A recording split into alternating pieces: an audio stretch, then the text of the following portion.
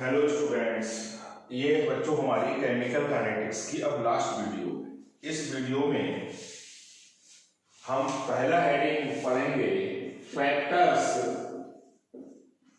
Affecting rate of reaction.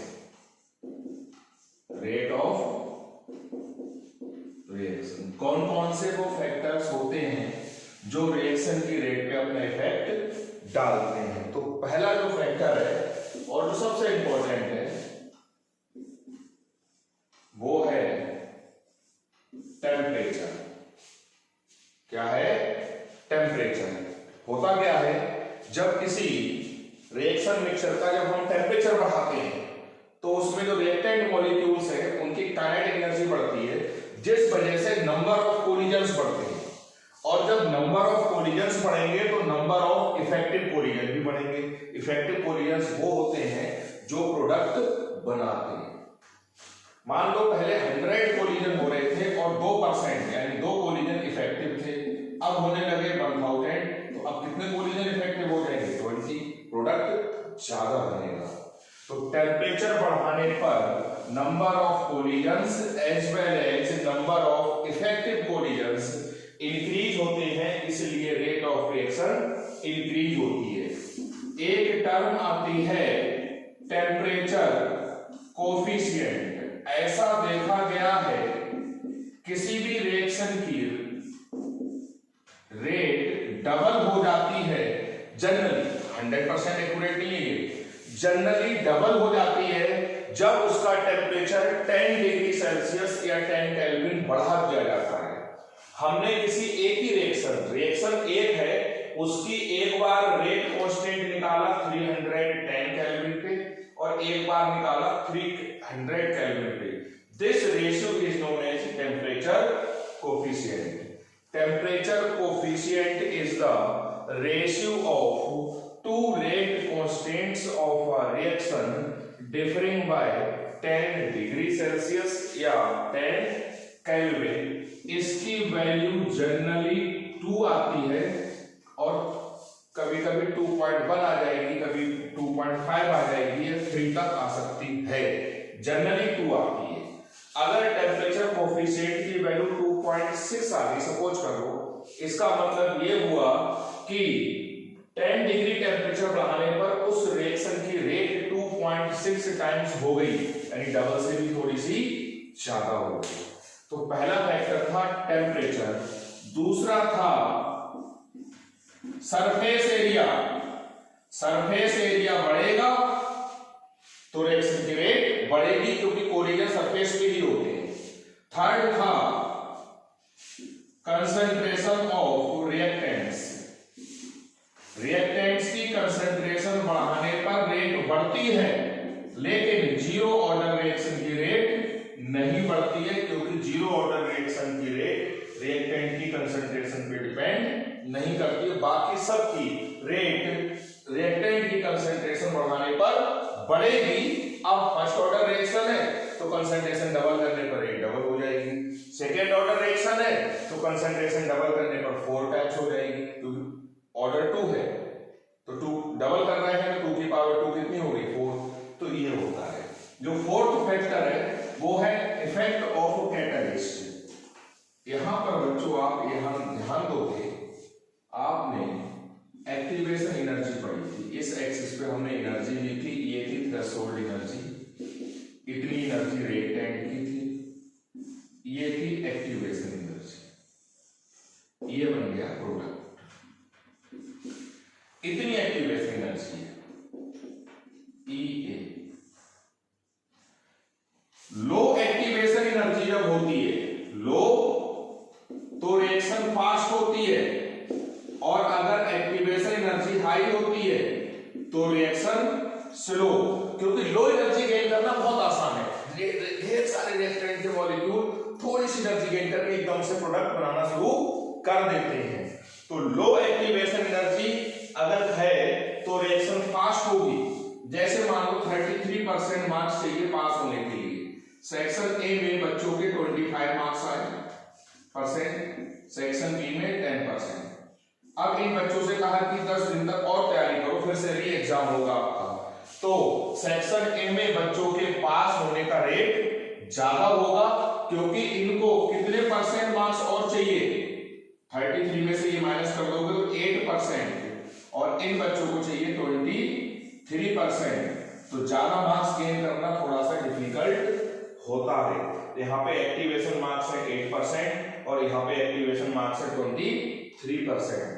तो लो activation energy होती है तो रिएक्शन फास्ट होती है, और हाई एक्टिवेशन एनर्जी होती है तो रिएक्शंस स्लो होती हैं। कैटलिस्ट एक नया पाथ प्रोवाइड कर देता है रिएक्टेंट के लिए, और उस नए पाथ की एक्टिवेशन एनर्जी ये हो गई EA dash. EA dash is the activation energy with catalyst, यानी कैटलिस्ट ने ये एक्टिवेशन एनर्जी कर दी रिड्यूस होके, पहले इतनी थी उसने रिड्यूस करके इतनी कर दी, और जो EA थी ये वाली, ये थी activation energy without catalyst, without catalyst. तो catalyst provides a new path to the reactant molecules of low activation energy, thus the rate of reactions increases. This type of catalyst is called positive catalyst.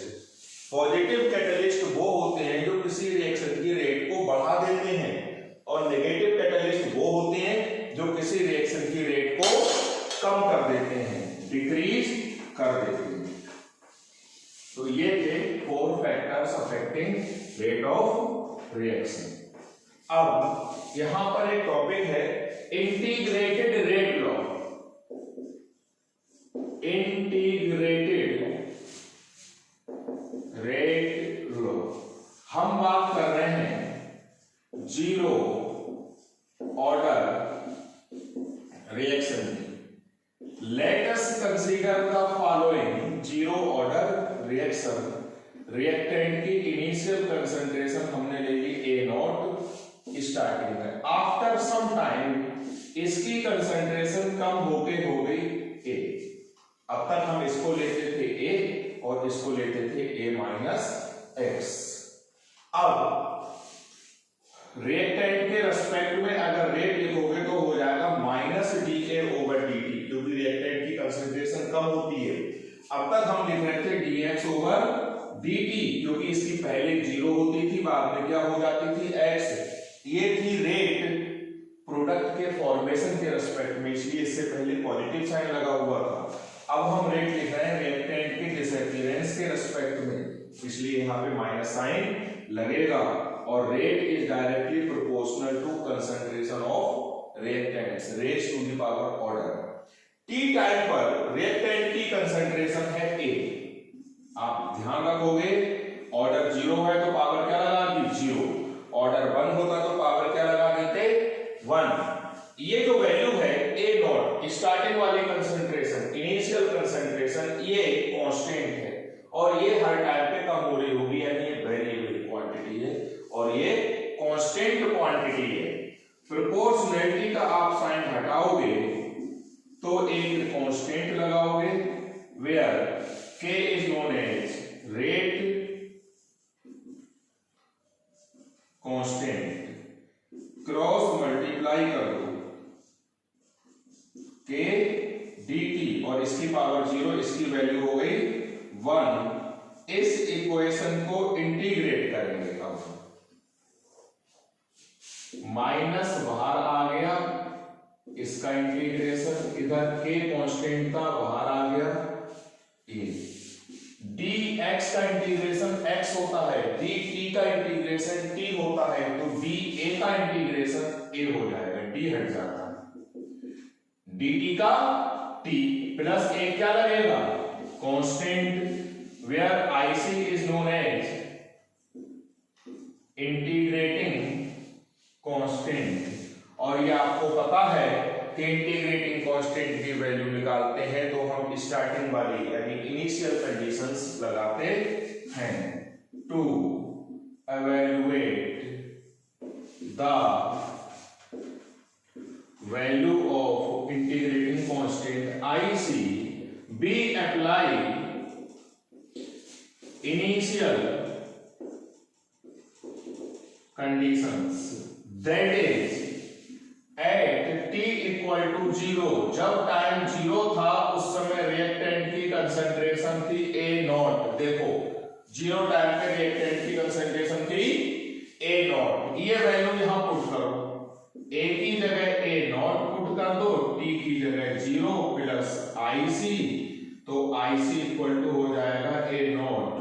Using it in equation 1 we get this equal to KT, इस IC की जगह हो गया minus A naught, minus से multiply कर दो तो ये हो जाएगा minus KT plus A naught. This equation is of the type y equal to mx plus c, y equal to mx plus c। m है स्लोप, स्लोप हो गया माइनस k। अगर हम y एक्सिस पे a ले लें, a is the concentration of reactant, ये graph बहुत इंपॉर्टेंट है बच्चों। x की जगह हो गया t टाइम,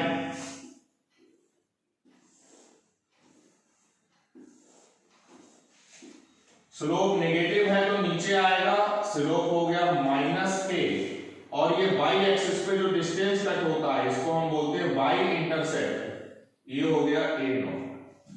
तो ये जो इक्वेशन है इसमें ये y है, ये m है, ये x है और ये c है, c भी कांस्टेंट होता है। तो ये हो गया हमारा इंटीग्रेटेड रेट इक्वेशन से ग्राफ खींचा है। या तो ये ग्राफ आ जाएगा और कहा जाएगा ऑर्डर क्या है, या ऑर्डर दे रखा होगा और वो लोग स्लोप नहीं देंगे और कहा जाएगा अगर ये जीरो ऑर्डर रिएक्शन है तो इसका स्लोप क्या होगा। ये थी हमारी zero order reaction. Similarly first order reaction बहुत आसान है बच्चों, बिल्कुल मैं इसी में कर रहा हूं, 2 मिनट में हो जाएगा डेरिवेशन। इसके नोट्स मैं आपको सेंड कर दूंगा, कॉपी पर नोट कर लेना, चैप्टर फिनिश।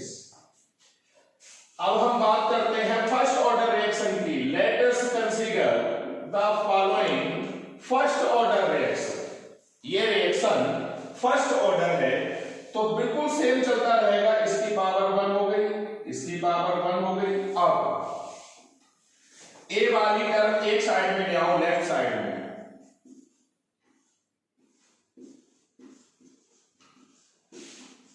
dt उधर ले लो। अब इसको इंटीग्रेट करो, कोई बात नहीं, इसका इंटीग्रेशन करो, माइनस बाहर आ गया, ये हो गया के dt का इंटीग्रेशन। इसका 1/x dx है, ये आपने ये पढ़ा होगा, 1/x dx का इंटीग्रेशन होता है log x बेस e, बस x की जगह a आ गया, 1/a dA, तो ये हो जाएगा माइनस तो लगा रहेगा इसी log x यानी a के dt की जगह t plus ic, where ic is known as integrating constant. To evaluate the value of ic we apply initial conditions, that is at t equal to 0 reactant की concentration थी a naught, ये value put कर दो log a not dt की जगह 0 plus ic equal to ये हो गया, ये वैल्यू वहां पुट कर दो।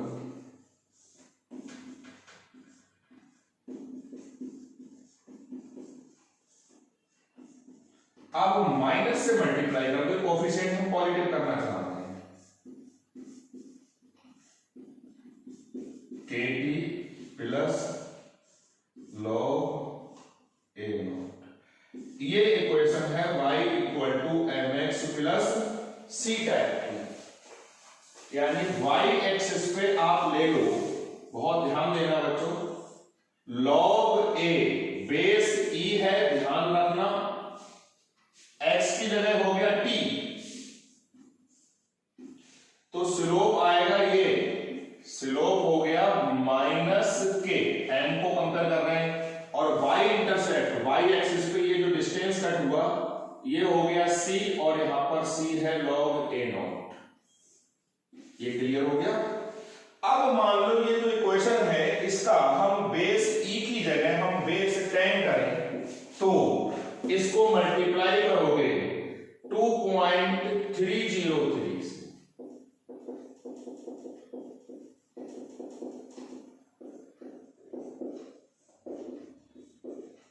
अब इससे डिवाइड करो, लॉग, अब बेस 10 हो गया बच्चों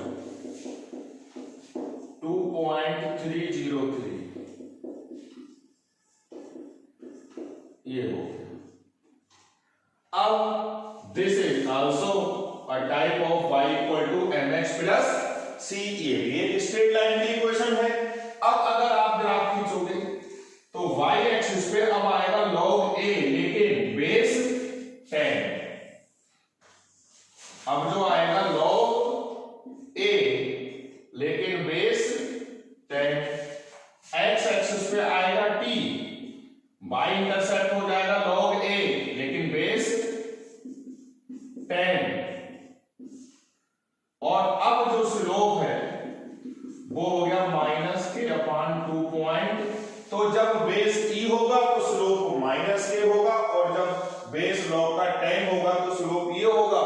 एमसीक्यू क्वेश्चन आ सकता है, ये ग्राफ बना हुआ आएगा, कहा जाएगा स्लोप क्या है, 4 ऑप्शन होंगे, या ये वाला ग्राफ आ जाएगा, स्लोप क्या है, 4 ऑप्शन होंगे, -k plus k -k/2.303 plus k/2.303।